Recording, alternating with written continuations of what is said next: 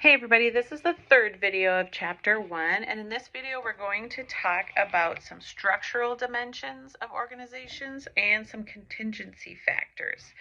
So first, the structural dimensions.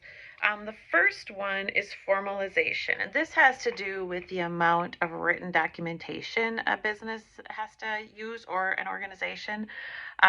If you are a government organization, you receive any kind of government or grant funding, you probably have a higher level of formalization.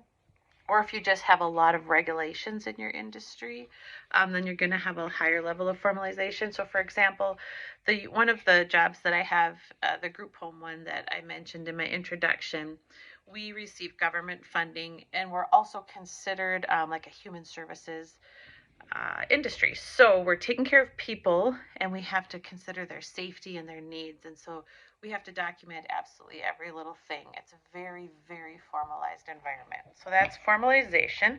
The next structural dimension we're going to talk about is specialization.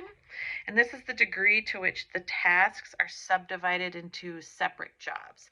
So it means, in your organization, do people wear a lot of hats and kind of just help out, here and there? Or is everything very siloed? Like, I do this and only this, that kind of thing. With manufacturing, you see specialization being more of a structural dimension that you have to worry about because you might have people on an assembly line or doing something very specific, so that they learn the very specific things that go along with that part of the manufacturing. You can tell I've never worked in manufacturing. Let's see. The third structural dimension is the hierarchy of authority. So who reports to whom, and what is the span of control for managers? So we will talk a lot more about like the actual structures of organizations and the organizational charts. And with the hierarchy, with an organizational chart, you've seen these before, I'm sure, in your previous classes. Sometimes there's many levels of management, and sometimes there's very few, and it goes more horizontally. So that hierarchy of authority, the taller it is, the more vertical it is, then the more kind of levels and red tape you have to go through to get decisions made, to request money or resources, that kind of thing. If it's more horizontal, then there's more people in the organization who have the same level of decision-making power. And it just depends on what industry you operate in. One isn't necessarily better than the other. It depends on what you're doing. The third structural dimension we'll talk about is complexity. So that will have to do, how complex are we? You're more complex.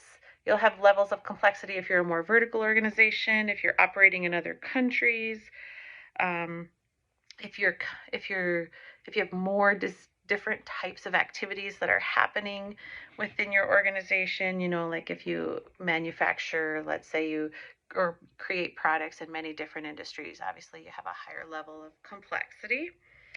Let's see. And then centralization. Centralization is the level that has authority to make decisions. So where in that organizational chart can you make decisions? How centralized are we? Or are we very horizontal and we can make people all across the board can make decisions? Our case for this week, I think W.L. Gore is what it's called. And I think we'll talk about this in the next video too, but they wanted to be very decentralized, very like a lack of bureaucracy. And so you'll kind of see an extreme example of that in the case you do for this week. Okay, so now we're going to talk about the contingency factors. So and contingency meaning it depends, right? And so contingency factors that going into making some of the organizational decisions. So the size of an organization can be measured in different ways. It can be measured by the number of employees or by the financial metrics, like the sales that it has each year. So you can have a very small company that's a multi-million-dollar company, but they have very few employees. So you can see why there's two different ways to look at size. Organizational technology, so what kind of tools and techniques, actions are used to transfer inputs into outputs. Okay, your environment, meaning the industry that you operate in. This is kind of more like that external environment that we talked about, not like the green environment. So your industry that you operate in, your government or governments, if you're operating globally and you might have more than one that you're dealing with, your customers, your suppliers, your financials, all of those kinds of things. The fourth one is the goals and strategy. One sec. So defining your purpose, your competitive techniques, and your plan. How are those things going to affect your decisions? And then your culture. So your underlying set of key values, your beliefs and understandings. With that case that I mentioned that you're going to look at, they wanted a culture where people were free to make decisions on their own and where it was very collaborative. And so those are some of the things that we're talking about with culture. So your structural dimensions and your contingency factors are interdependent. That means they're going to depend on each other.